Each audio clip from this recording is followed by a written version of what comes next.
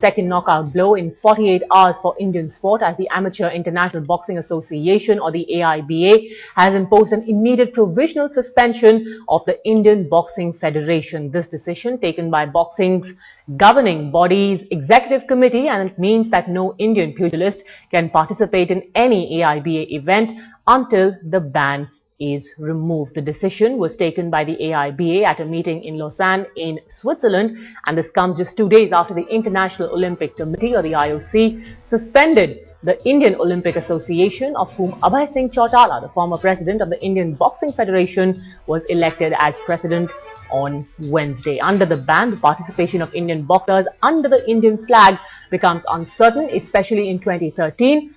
Which will see the Asian Boxing Championships earlier in September this year.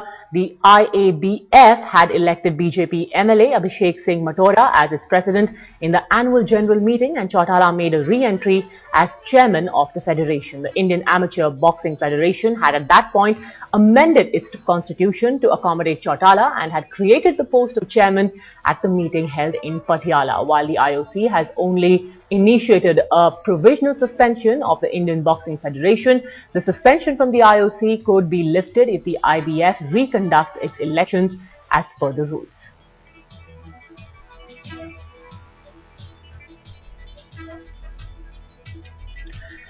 In fact, the chief boxing coach of the Indian boxing team, Sandhu, now joins us on the phone line. Sir, what do you think can be done to ensure that this ban is removed in time for our boxers to participate in the championship next year? I think this is bad for them, but the elections that were held in Patiala, I think it was quite transparent and quite fair, because there was one judge present there was Raja Kesu there, and one more nominee was there, and it was totally unanimous, and there was no objections raised during the meeting or even immediately after it. I am not the member of the house, but I was just as like a spectator and so. But there was perfect. Even I had been discussing, sitting with those the observers who had come for long when the Boxing Federation was having their meetings around regarding the elections. So I don't know why all this has happened. And if you see, Mr. Abhay Singh Chautala had been working very good since last many years, and boxing has really improved. But you might think that everything was done fair and square, but obviously the International Boxing Association does not think so. Let me also bring in my colleague Sundar Iyer at this point. Sundar. Well, indeed, Padmaja, it is a huge blow for India's boxers. We've spoken to top heroes like Vijayendra Singh and Akhil Kumar, who clearly expressed their disappointment and are peeved at knowing that they may not have the opportunity to represent the Indian flag in top events.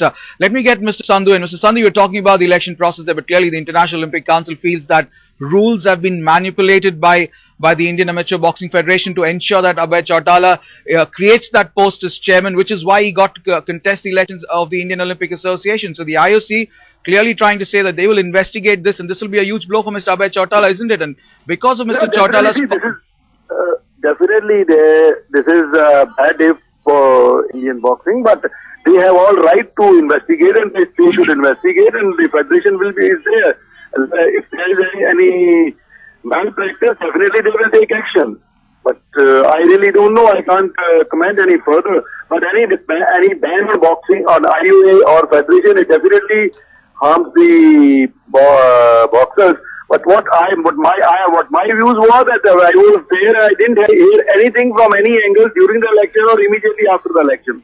So the point of contention, Mr. Sandhu, the point of contention here is that the constitution of the AIBF was amended just days before the elections, creating a new post of chairman, which is what Mr. Abhay Chautala got. There's no doubt that he might have done a lot of good for Indian boxing in his 3 terms as president, but by creating that post specially to elevate himself as chairman, due to which he got to contest the elections, is what the IOC is now wanting to investigate.